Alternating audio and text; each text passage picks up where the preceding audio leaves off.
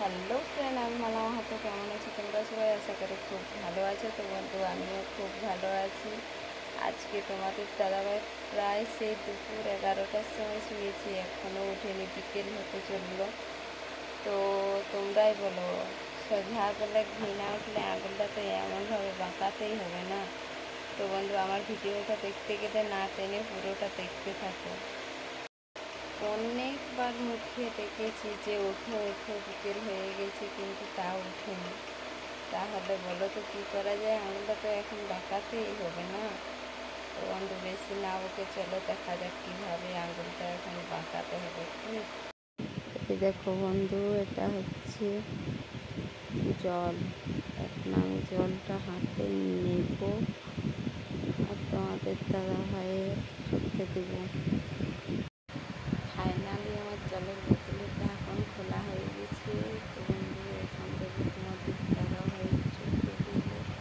দারুণভাবে ঘুমোচ্ছে। তো বন্ধু, কীরকম রিয়াকশান নেই দেখা যায়। বকাবকি তো খাবোই। তো বন্ধু, দেখতে থাকো ভিডিওটা, ঠিক আছে? আমাকে যদি মাঝ ঘুমের মধ্যে যদি এরকমভাবে ডিস্টার্ব করে না, তাকে আমি উঠে উঠে যাবো, এটা তো আমি না। বন্ধু, দেখা যায় তোমাদের দাদা হয়তো ডিস্টার্ব করি, মুখেই গালাগালি দিই না গায়ে হাত তুলে, কি? বন্ধু, না ওকে তাড়াতাড়ি জলটা ঢেলে দিয়ে যাচ্ছে, ওকে।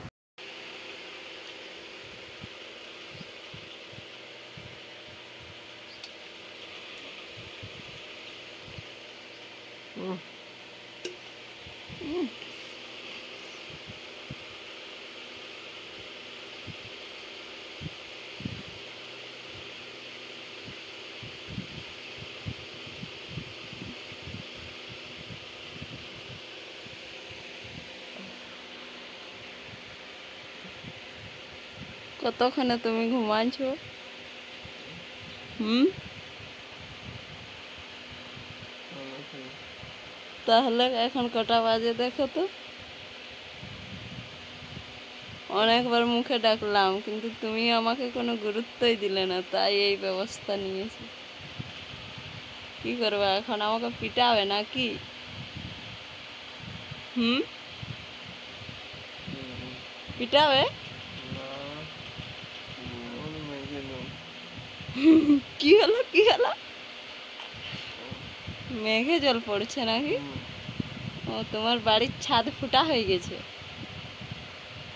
হুম, ভালো তাহলে।